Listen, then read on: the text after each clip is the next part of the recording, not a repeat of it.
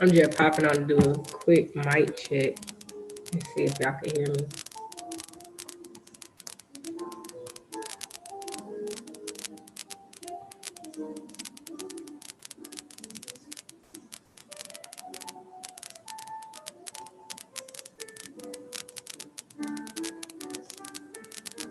Guess not.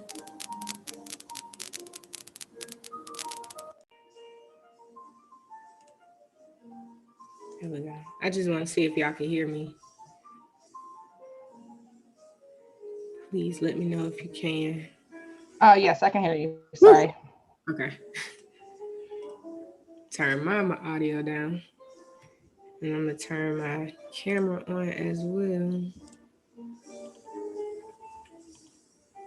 Let me use my. All right. I can. Hello.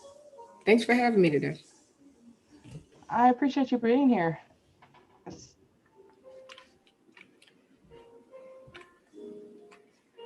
It's good to find. Well, I've seen your face before, but it's good to like formally meet you. You know. you as well. I appreciate you for coming out. Yeah. Sound like you over there with a real chill, relaxing music in the background. Vibe. Yeah, my dog. We just moved to a new spot. He has a little anxiety, so I just been playing mellow music. So he's just vibing right here now. He's just chilling. So yeah, keep it cool and mellow for him. All right, well, we'll get started around 2:05 to give folks a chance to get in here. Yep. And then I'll introduce you, and then you can tell them about your life. I'm Sound. excited. Do I need? I am too. Do I need to turn the music down a little bit? Is that too loud? No, it's fine.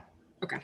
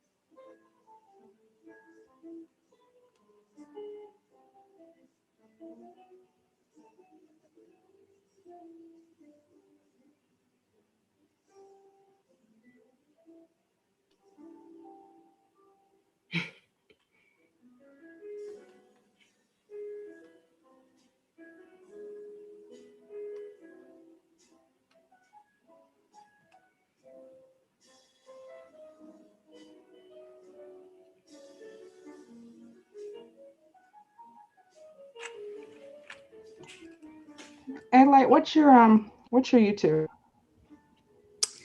That's a good question. Because I don't have enough subscribers to have that to actually have the name on there. I Um, know we're Black Girls Hack is 11 away. So, but I saw you were one away. I was like, I can at least give you that. oh, I got it though. I got it. I Okay. appreciate it. But it's a because it's still such a long name. The link is in my bio. But I know it says if you search for me, I'm the only code review guru. Like my channels. Oh, okay. Gotcha.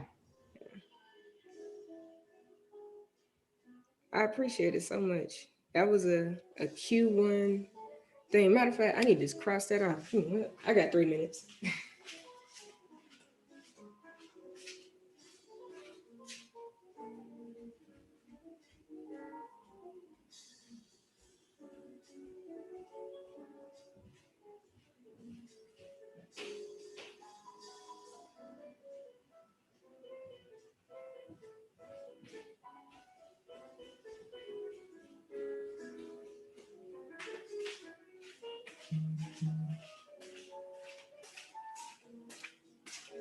All right.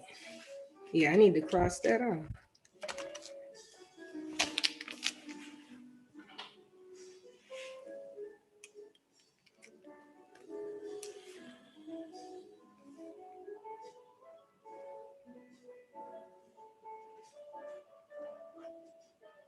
Real happy about that.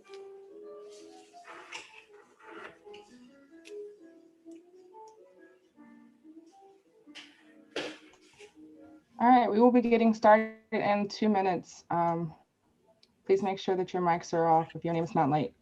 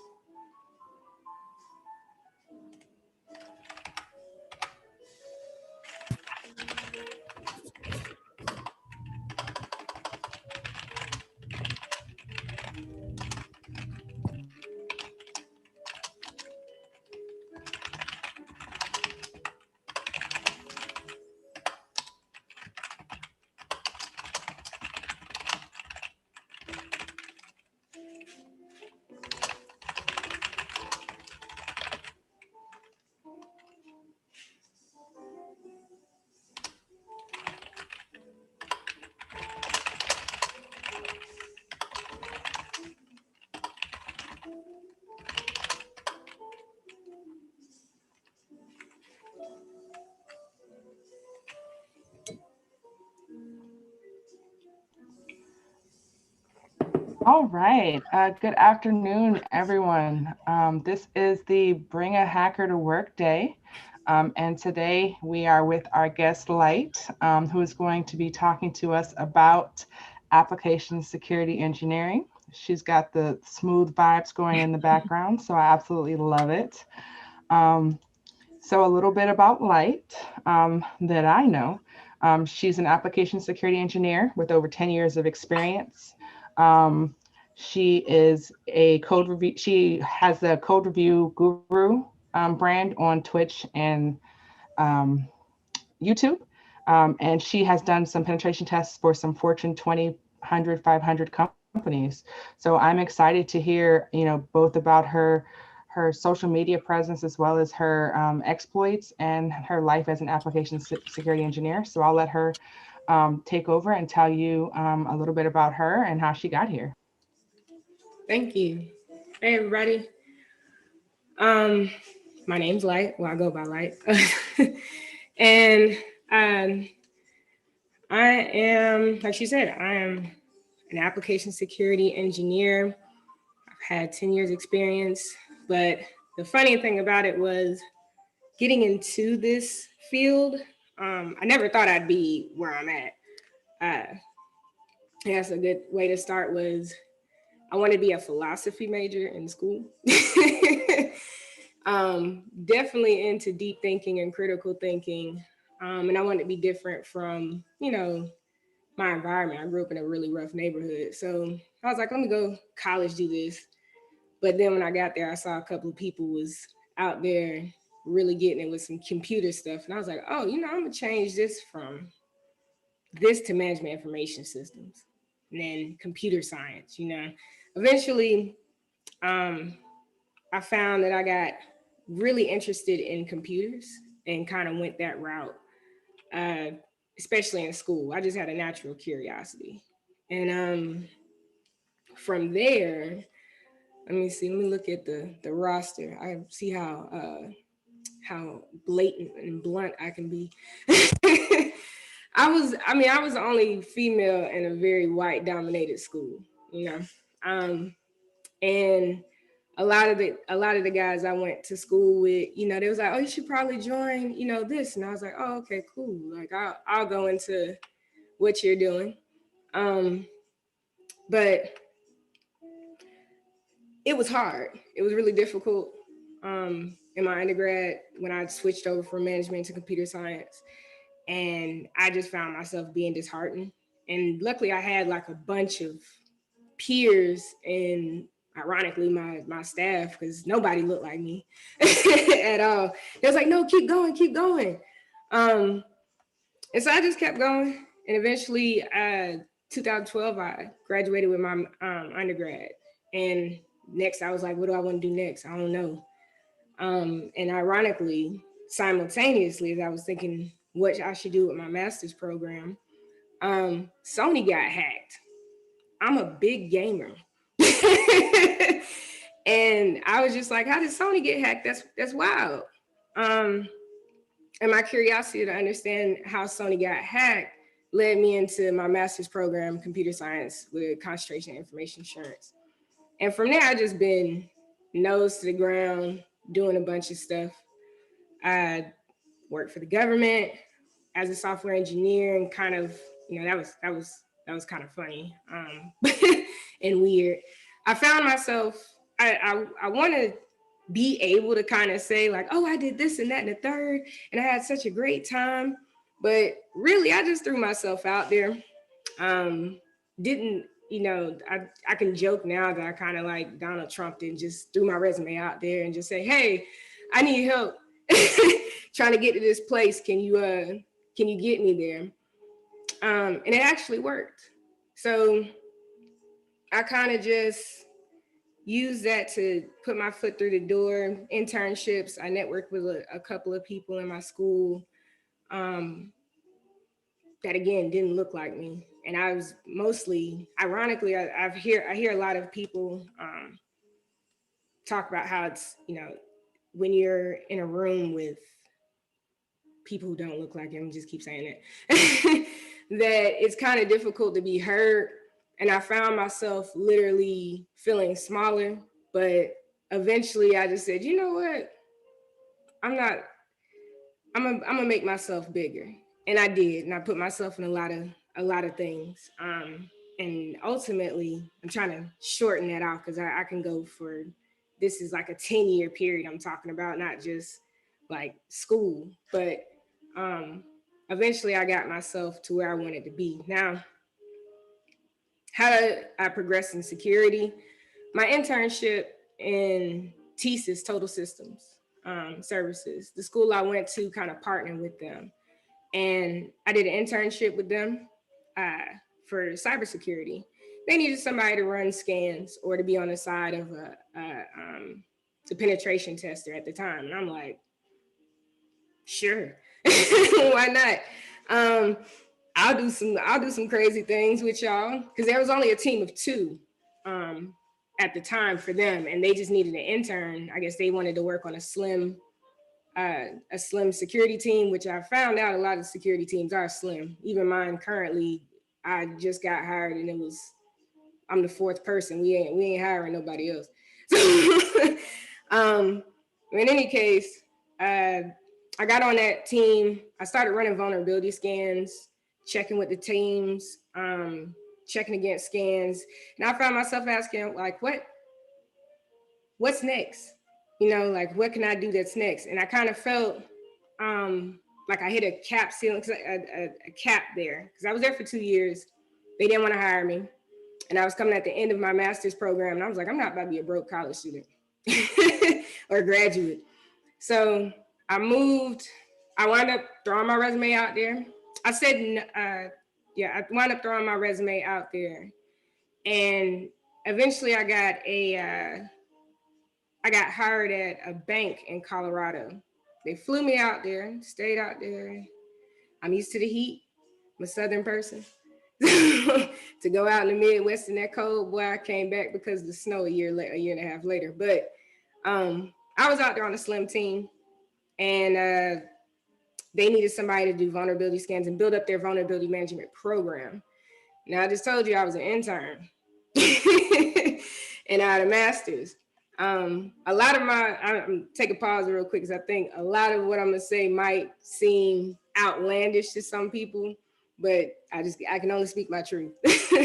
So I flew out there. I was an intern. I answered their questions, all that jazz, and I had a big project to create their vulnerability management program from scratch.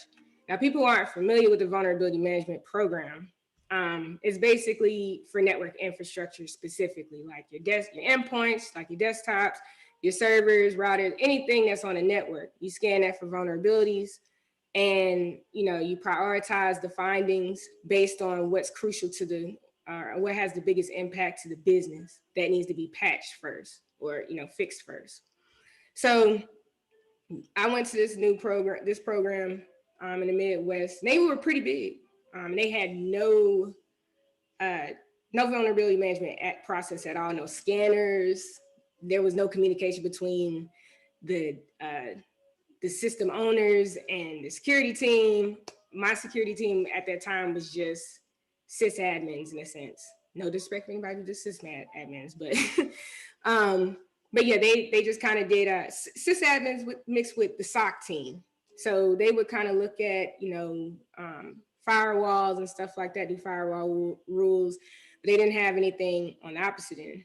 So I came in, I did a POC, which is a proof of concept for different businesses. So I went to Tenable, Qualys, Rapid7, Nextpost, a lot of the big names. Wrote up a grant, not a grant, proposal for the software that we want to use and just built it from the ground up. I had to come up with documentation, uh, which applied to the process. Like you got to fix these vulnerabilities in this set amount of time, and make sure that I had to communicate it with all the system owners so that they could be aware that this process is about to be implemented and we're about to start this in 6 months. And I kind of got that up and off the ground. It was, like I said, that company was probably mid-sized. So I think it was maybe 1,000 people that worked there in total. But I reached the cap there because that's all they wanted me to do. And I'm a person, I don't like to be put into just do this and keep working. And I was like, well, I built y'all system out. I also educated a lot of people. I took time to educate the not sysadmins, the system owners, and let them know more about vulnerabilities. And they were pretty open because they knew this was a process that needed to be implemented as a bank. So I didn't have any pushback there. Keep that in mind. I'm about to put a pin in that because we're gonna get deeper into that later on.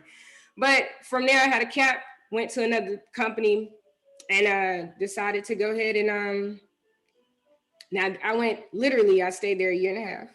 So I was an intern, went to SIS, became an analyst. Now I'm moving up to a senior position. I just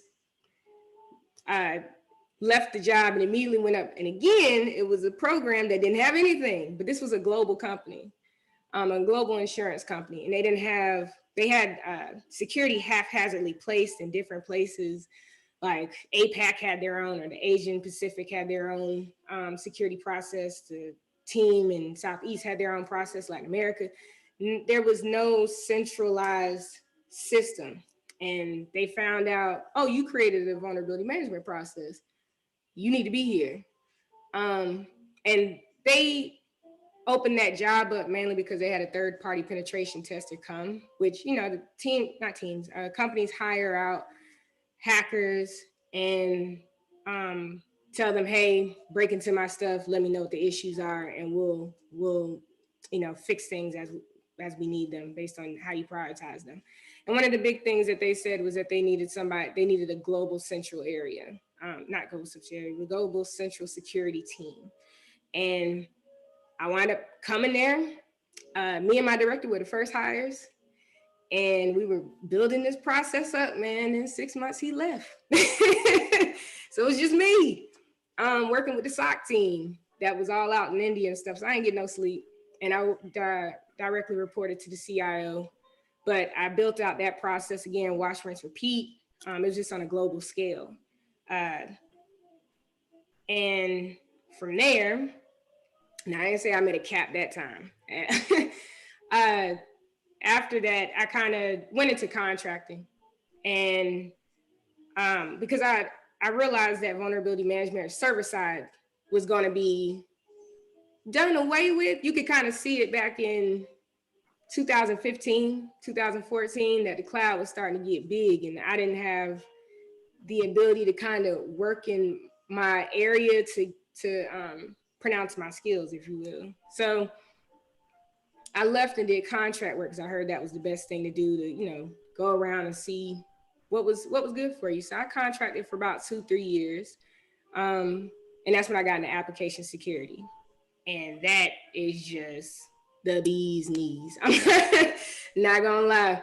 I didn't know anything about pen testing in the sense that uh, I had never done anything hands on. I looked over somebody's shoulder, but this was also a financial company that had just had they just acquired another company. They had 200 more applications on web apps on top of the ones that they had, and it was a small team, probably like 7 of us out there, just manually testing these applications day in and day out. You just breaking into stuff every day, um, and that was cool.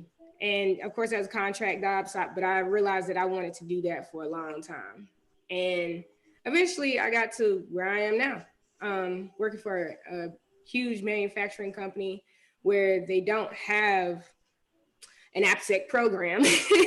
And here I am building that out for them.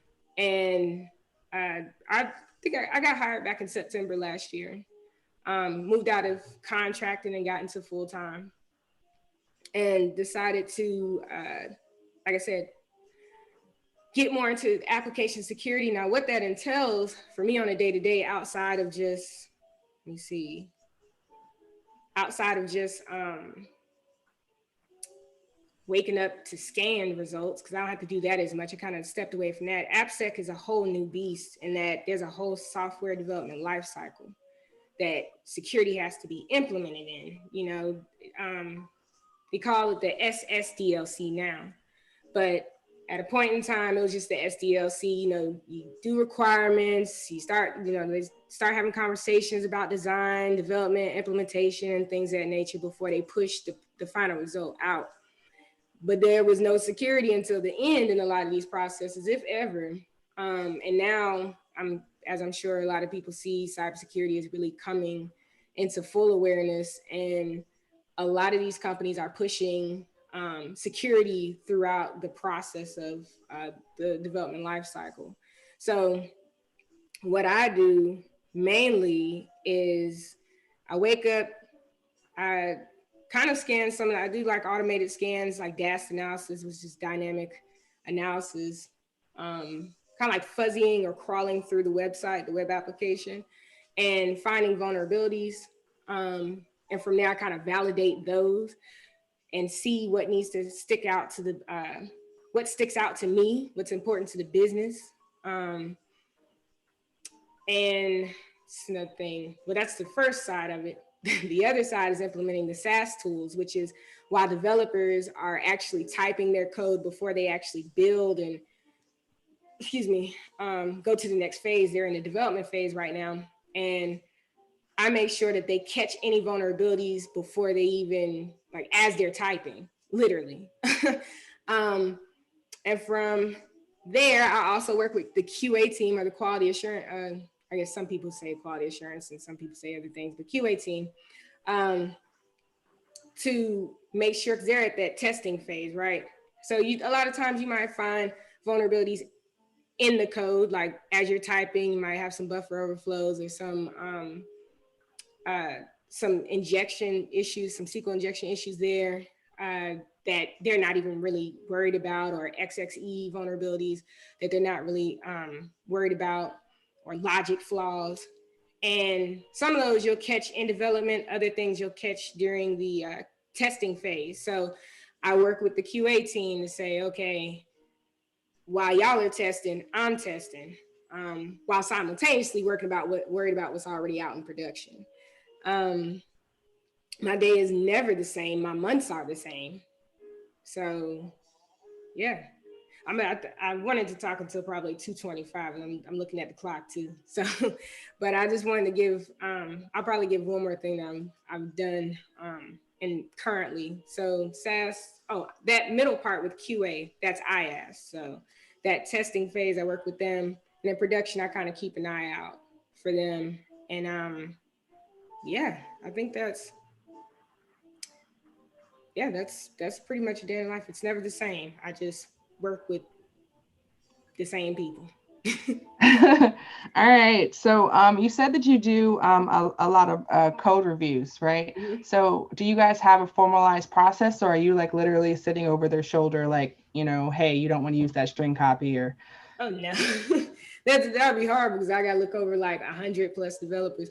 Um, but no, so that's the part of the SaaS tool, right? So we use things such as, and there's free SaaS tools out there that anybody can go around and play with, but we use tools similar to like Sonar Cube or Sonar Lint, where it's a third part. It's an extension that you can download into the IDE itself, and they can check for themselves to see what the if there's any issues. Now, where I come into play is Sonar Lint feeds back to Sonar Cube, which is where all the projects are, like right before they go through the build phase. Like if they send it, but they push up code, and I'm like, okay, well, let me see what's already out there. As y'all are still working through some of these issues, that's when I kind of go in and look in that tool and see, okay, well, this sticks out, that sticks out, and I'm all about self-service model, all about the self-service model. So I usually tend to uh, write a script to immediate fire. If there's something that I know that'll be an issue, I just literally to a point click a button because I wrote a script that puts a ticket on their board. So we're doing sprints. I don't know how familiar everybody is with sprints and it was not the agile methodology, but I forgot what it's under. It's either Kanban or sprints and all that. But yeah, I think we call it Kanban too. yeah, so they'll have these boards where they're in their sprints or something like that, and I'll write a script that hits Jira and says, "Hey, you got a problem," and they'll put it up there on a to-do list, and during our monthly conversations, we'll talk about it.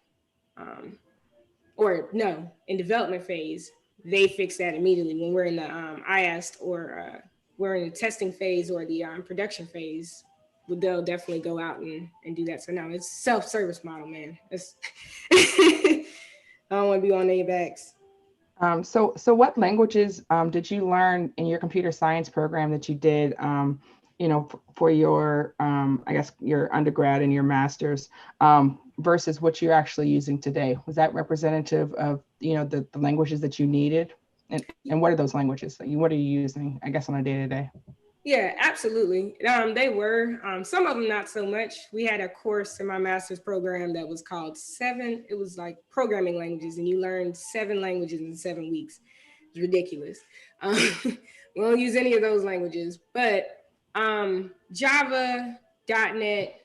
Um, I use Python for myself. JavaScript, even though I don't really put that as a language, but it is.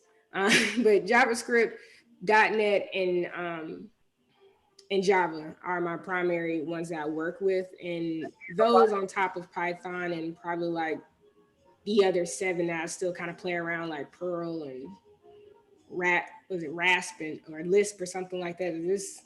I still play with those, but only 3 are used. Okay. So can you elaborate on the sprints? One of the squad has never heard of that. Yeah, and I'm gonna be even worse because I don't even pay attention to what they're doing. But basically, um, I found that, well, from what I've gathered, is the developers, to keep them productive and to know what's feasible for them to do in, I guess I want to say the phases, but where they are at currently.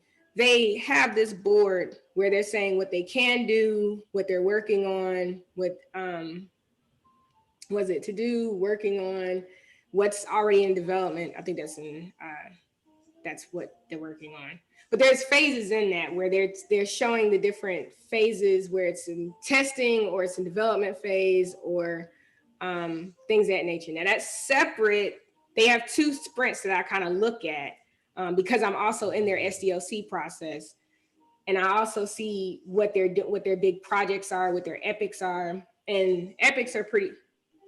I feel like I'm kind of going all over the place, but they're they're basically just projects that they're working on, and it's broken down in a feasible, attainable manner for them to say, to show the company what they're working on and who's working on what. And it's supposed to be during a set timeline of whatever that team has. My team has, we have something every week. So we kind of focus on a weekly basis what's on our sprint. Um, Others, they might say, we're going to get all this done in a matter of 6 weeks. That's just not, everybody has their own timeline. But, and they also kind of, you can see how that kind of overlaps, because if security wants you to work on something, and you're like, nah, I don't want to work on that. Um, yeah, I think I gave a lot more than needed, but Yeah, so at my job, the way that they have that is it's like a huge whiteboard that pretty much takes up like the entire wall, and they've got it like taped off into little squares, and each square has, like where they're at within the process for that sprint. And then you have like the swim lanes, and then the swim lanes talk about the different projects that they're going to have, and then where they're going to be delivered. So mm-hmm. sprints, as far as I can tell, is just a way to separate up the projects into little manageable pieces, and then you knock those pieces out and move on to the next one. Yeah, I'm gonna learn how to be as sweet and simple as that one day. All right, so the next question we have is, what is your favorite work activity to do as an AppSec engineer, and what's your least favorite activity? I'm gonna start with the bad and go to the good first. My least favorite thing is being told no. Um, we can't fix that.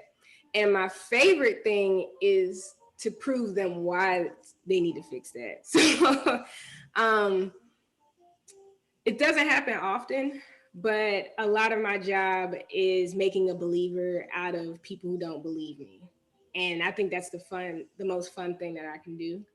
That actually pertains to AppSec and even DevSecOps, because I'm technically on the cusp of, um, depending on the day, you could call me a DevSecOps person or an AppSec engineer, because I'm working with the teams, uh, kind of against them and with them at the same at the same time. But the days that I'm against them, those are rough days. But the days that I'm with them, those are good days. But I definitely, my favorite thing is to go in and actually validate uh, vulns and be able to say this is what it is, and really go around and play with some of the tools and play with their code and read through their code. Um, yeah, read through their code and find vulnerabilities and just be messy. Yeah. All right, so excuse me, do you have a home lab to learn AppSec tools and implementation? And if you do, what's your lab setup look like? Yes, I do. We're actually talking on my most vulnerable desktop right now.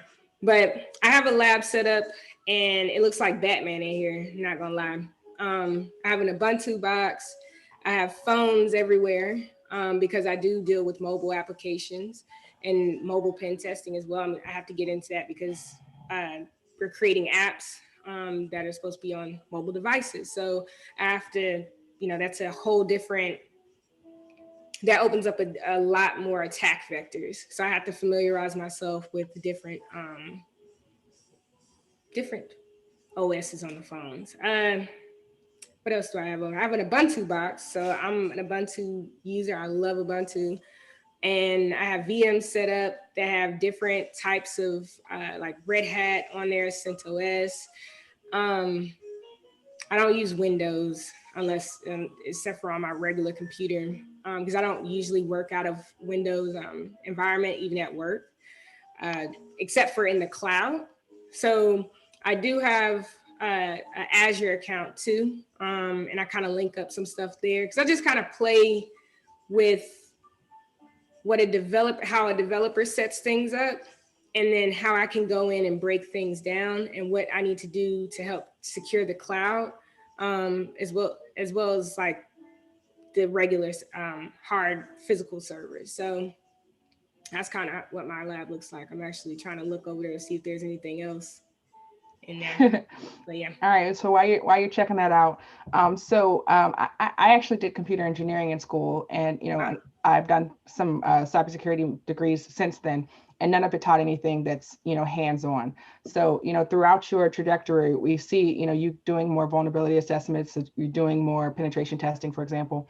How did you get those skills? What did you do to, I guess, kind of level yourself up? Because I would guess that they didn't teach that in your computer science program. Right. So how can I say without getting myself in trouble? Um, how I leveled up.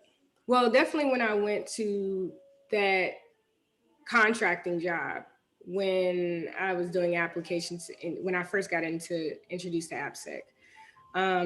That was getting to break into applications, stuff like that. That's when I got introduced to create a lab, do all this stuff and all that jazz. And it actually made me be a better security analyst at the time because or a security professional because if I know how people have things set up, then I'm able to, move forward. Um, Another thing that I did was, yeah, I think they gave me a lot of information and I just got curious and dove into it. And I actually started to, dive more than I needed to sometimes. In my in my course, they actually did have a computer forensics course. And I was able to dive a little bit more into a little bit of hacking. And but I wasn't able to do as much because I was always told that it was, don't do it. So I was like, well, how am I supposed to do this legally and still do it? And y'all telling me don't do it. So my lab working on things like Burp Suite. They have a web application academy. I think nowadays people have hacked the box. I've gone on other websites that are vulnerable, like they have vulnerable website. They have like damn vulnerable web application too. Um, and then they have Enigma group or something like that that you can go on. So I just kind of messed around a lot. I actually broke into some of my own stuff, see if I could put a backdoor on my own. This computer I'm talking to y'all to right now, like I opened up some stuff for myself. I got to play with tools that I played in at work, at home. So Qualys actually has some free software or a free community edition that you can use, and you can actually install agents on your desktops or devices. I don't think you can do the phone just yet, or any mobile phones, but desktop servers or even your VMs and stuff like that. You can download these agents. They give you 16 for free, and you can just kind of scan your own environment and see what your computers are susceptible to. And from there, I just went off my own security knowledge and dug in deeper. It's like, oh, if there's an exploit out for this already, let me see how I can just open my own box up. So stuff like that. And All now right. So, sorry, I've just I'm sorry. Go completed ahead. the SANS course too. So I took advantage of my job doing stuff for me, Mhm. like paying for stuff like courses. So I just took my SANS training course, which I just completed Saturday. So hopefully I'll get a cert. And which one is that for? I did GWAP just for the get that nice certification to put some validity to the name. Okay. Okay. I'm not mad. All right. So, what is the difference between AppSec and DevSecOps, or is there one? Very, very slim. It's not. They're one and the same, but it's like a level up. Um, so if somebody was in DevOps, they're concerned about the CI/CD pipeline or continuous integration, continuous development. Um, Me as an AppSec person, I'm worried about having secure applications, but I'm more worried about at the SDLC process. Not I wasn't necessarily at a point in time concerned about the continuous integration part, because now, especially when people get in the agile methodology, like they're just trying to do things as quick as they possibly can. Don't mess up my flow. We need to push these, we need to release this when we need to release this. And so the it's not a difference, it's a merging of AppSec with DevOps to create DevSecOps. And so I'm becoming more of that DevSecOps person where I'm not just worried about integrating these tools for you to be able to, catch vulnerabilities at every single phase. Now I'm going a step further and saying, make sure that your processes are secure. Make sure that when you are uploading certain things, or if somebody's working from home right now and they're on their own personal box and they have to push code up, like what's that process look like? Um, yeah, that's does that answer your question? Oh, did I lose you? Oh no, no, I'm still here. Whoever typed, oh yes, she said yes. I was waiting for her to respond. Someone typed it in the chat. All right. So, how much would you say that your job is like coding versus just code reviews versus vulnerability analysis? How much are you actually, using your programming skills? I use my programming skills every day, every single day. In that I'm reading, I might take time to read code, play with it. Given my position and the place that I work, which is very small, like we have a very small shop, almost feels like a startup, but I'm able to touch things. Not everybody has that capability, so I don't want to, say that that's what you get to do. But they've entrusted in me to be able to go and touch something. If I find an issue with code, I can say, "Hey, let me alert my director, let me alert my manager, and say, hey, there's this issue here." And from there, I can probably go in and type it up myself, and they would do a code peer review. The developers probably do a peer review after me, or something like that later on in their process. But um, I use it every single day. I hope that answers your question. There was another part of that. There was, how often do you use it?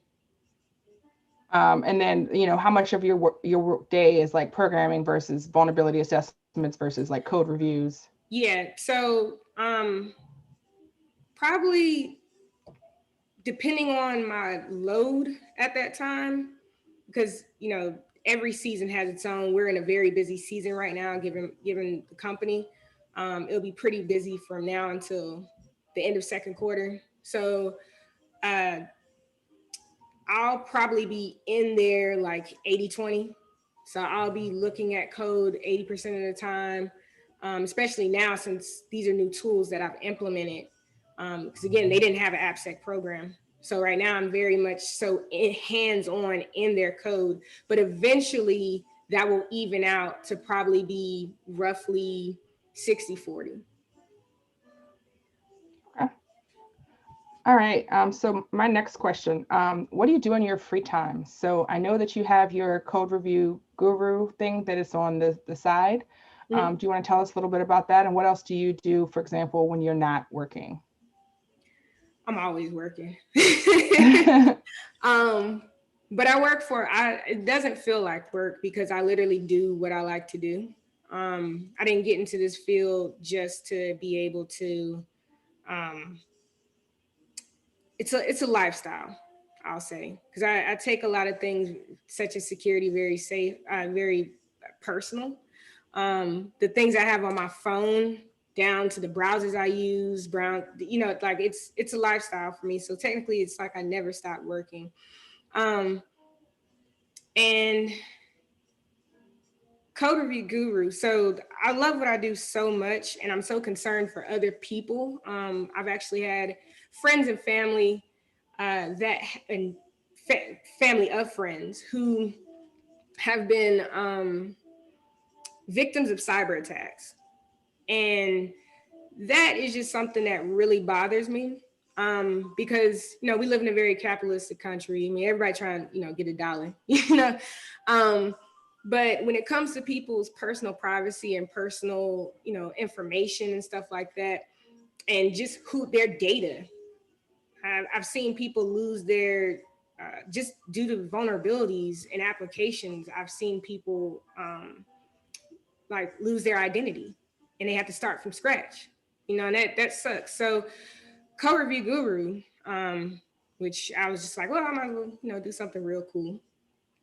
Uh, is basically it's a learning platform that I'm putting together to help developers, individuals as well, be able to, uh, for those who are really looking to expound upon their knowledge in terms of best security practices when it comes to developing these applications.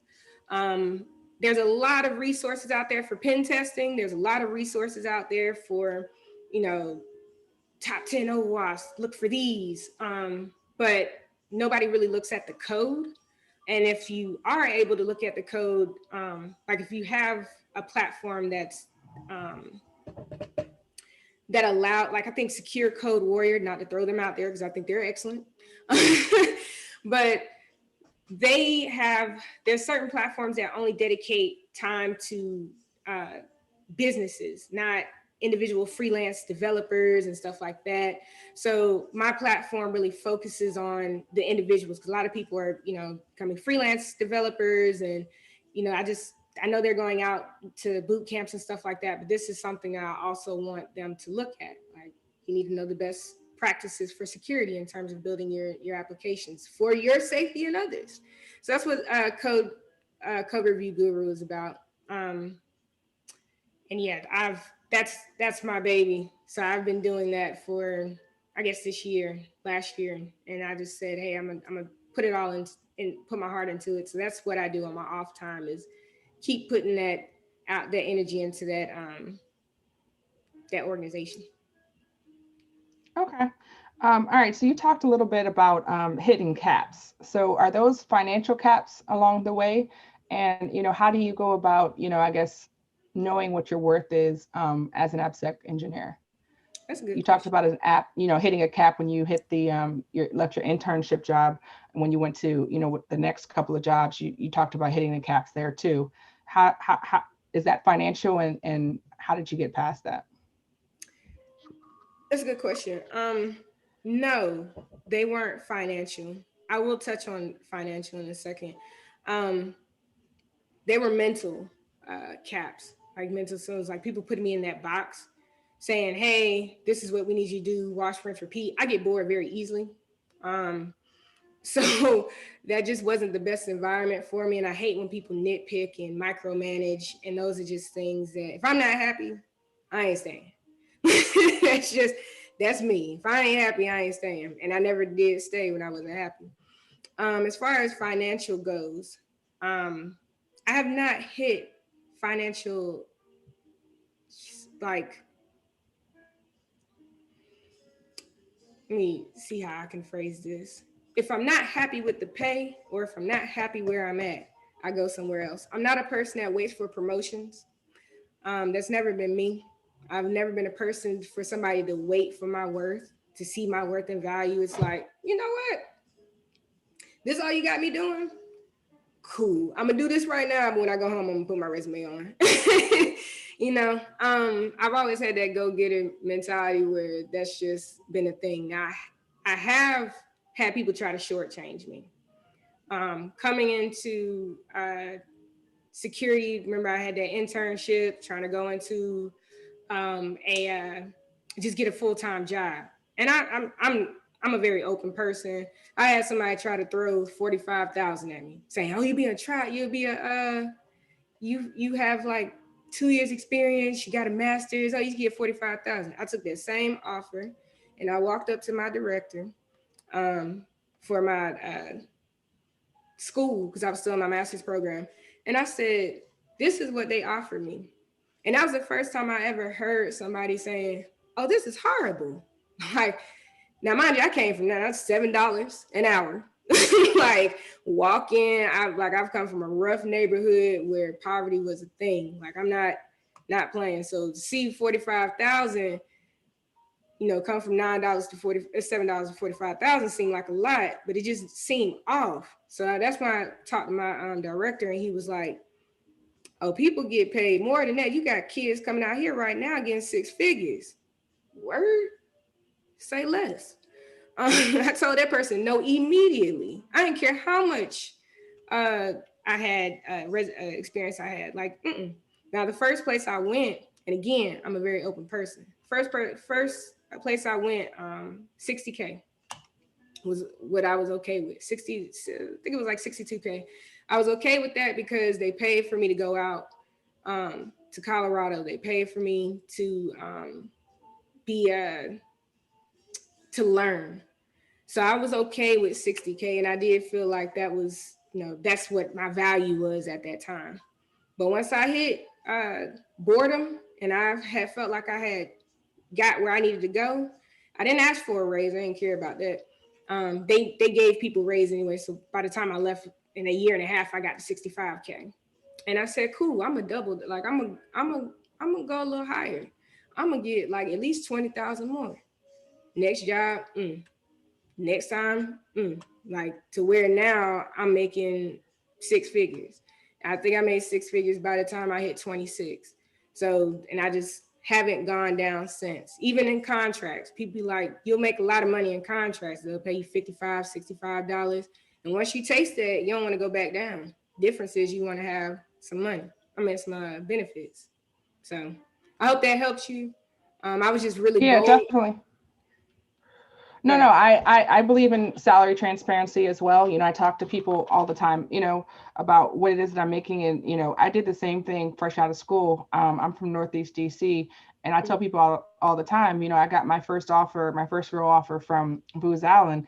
And I think it was for 55,000 at the time. And, I'm from Northeast DC. That was more money than most everybody I knew made. But when I spoke to someone who had like the same master's degree I had, who had the same background that I had, we graduated from the same school. She had started at the same job doing the same thing I was doing at 70,000, and I had started at 55, right? So and she started a level above where I was at as well. So for me, it was kind of like I didn't know my value, but I was approaching it kind of like the same mindset that you did, saying, "Hey, I come from nothing. You know, I was working at Wendy's before, you know what I'm saying? Like, so 55,000, that's a lot of money, Yeah. so that's what for me, made me do it. But, I tell people all the time now that, those kind of decisions, they hurt you in the long run because it's harder for you to make up that money over the course of your career, if you're accepting less money, off the break, right? Yeah. I think we're getting to the point now where, it's less acceptable to ask somebody what you made at your last position. In some places it's actually illegal now. So hopefully we can get away from that. But, it just really hurts your future if you start off, like if you had started with that 45 and then you had a progression from that 45, it wouldn't have helped you to get to where you are today. Oh yeah. So it's And good that you thought to ask somebody. yeah, and I personal information. I'm not giving you that. I've never told anybody what I made in my last job. And if so, I mean, what you gonna do? Fact check? That's HR. In my mind, like I feel like that's low key illegal in my mind. So, but yeah, I'm All sorry. right. So Go the ahead. next question is, how do you go about getting upper management to buy into things that they need to get implemented? Say it one more time. How do you go about getting upper management to buy into things that need to get implemented? So like, hey, you need these vulnerability scanners, you need to make this investment, Nessa's cost a brick, so you need this. How do you go about getting people to buy into those changes? That's a good question. So, um, evidence. People business worries about business impact.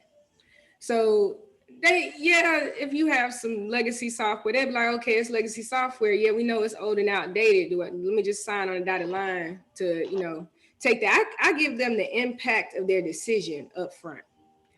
If you decide to have a security exception, because that's another, that's something that you'll probably get into if you start doing the vulnerability management track or, the vulns track, is security exceptions.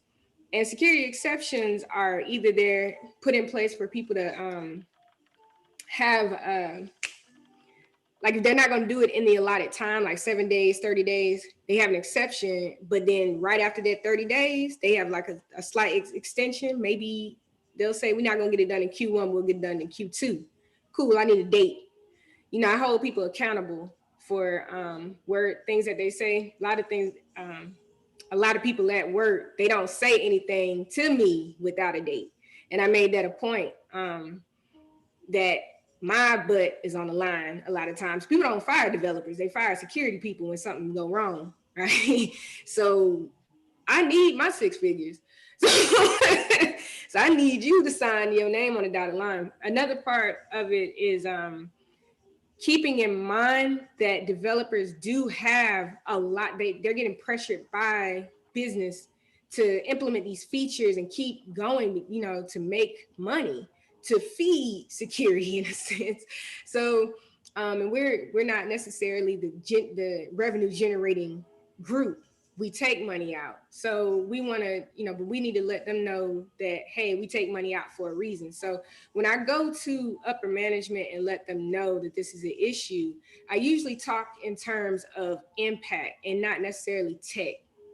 I'll say, well, if you decide to do this, these are the consequences that come with the actions of this. And matter of fact, let me show you, because I'm in a position where I validate some things. And if I validate it and I show you I can do it, you know, and we have a lab that security has outside of the organization. So I'll let them know, like, I did this from the outside. This wasn't on the network, and I did this. So what makes you think somebody else ain't do it? And we've had some incidents, and that we wind up having to catch because we're now implementing a lot of tools like mining, Bitcoin mining. Everybody uses somebody's servers, so we wind up finding something like that on the network, and we had to show, we had to give, the impacts, like, y'all was talking about resource management. Well, if because y'all didn't implement these security measures and these controls, somebody was able to get in, and y'all was talking about how y'all price went up. Y'all didn't know why on your, in Azure, and now I can show you why. So you're gonna implement these security controls or not? So that's how. So it sounds like you go just beyond like, hey, I'm going to show you what these vulnerabilities are, to, hey, I'm actually exploiting these vulnerabilities to show you that, here's the proof of concept. Right. And then you let that show, like, if I wasn't me, I'd have all your data right now, or I'd have all, whatever it is. And then that sells them on the decision. Right. Because a lot of people, the business does not care. They have security because, it's kind of needed by the government, depending on certain things. But ultimately, you have to make them care, but in a way that speaks to them. Because not all vulnerabilities do matter. All vulnerabilities don't matter. I, you know, may not have a big impact. So you had, I guess, an internship to, a couple of jobs, to application security, to now this hybrid between application security and secure DevOps. So what is your world domination plan? What does it look like for Light in the future? Stop working for these people. Are you working at all? Or are you just working for yourself, or are you just retired? At that point, I'm still kind of doing free fun stuff for myself, but code review gurus to help me segue off. I feel like a lot of what I have done in these 10 years speaks in code review guru.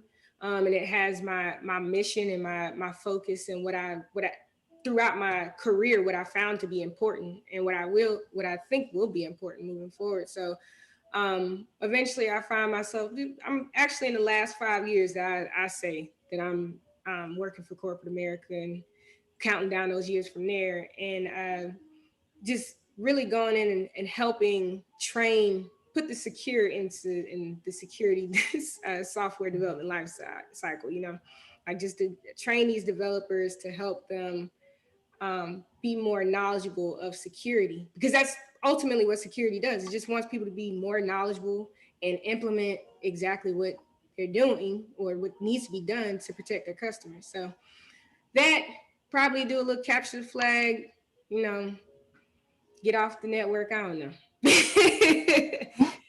But yeah, definitely code review guru and start working for people. I probably freelance every now and then, probably do some talks for things I do, and probably do some research. That's dope. All right, so we are coming down to the last couple of minutes. This has been an amazing talk. Tell the folks how they can follow you, about your Twitch, your YouTube, your Instagram, your socials. Let them know, so that they can come and follow you. Check out Code Review Guru. Give us the 411. Yeah, so thanks for having me first and foremost, and everybody who's asked the question. I hope I really did speak to you.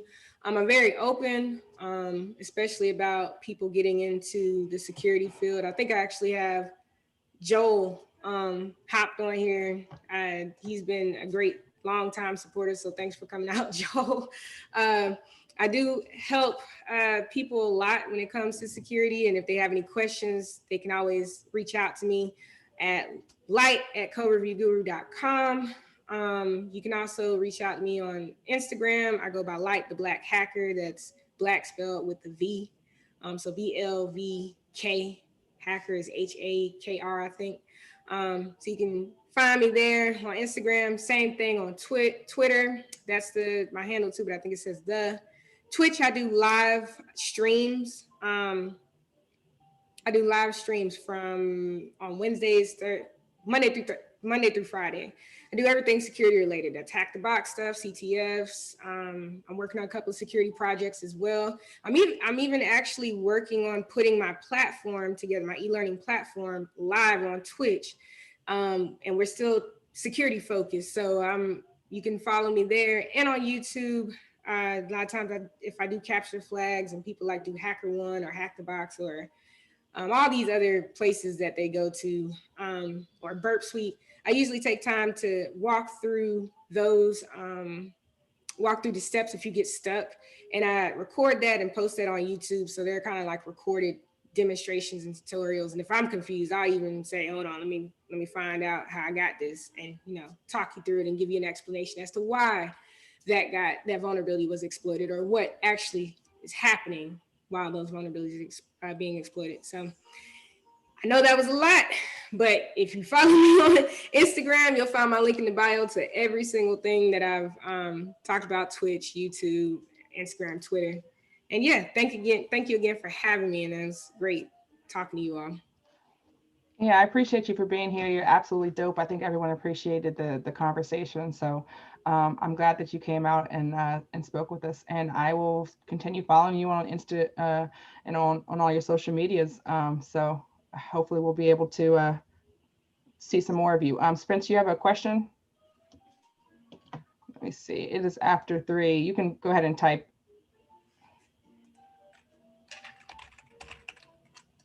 Oh, thank you. All right. Well, cool. We appreciate you, Light. Have a good evening, and we will see you soon. Take care. All right, thank you guys so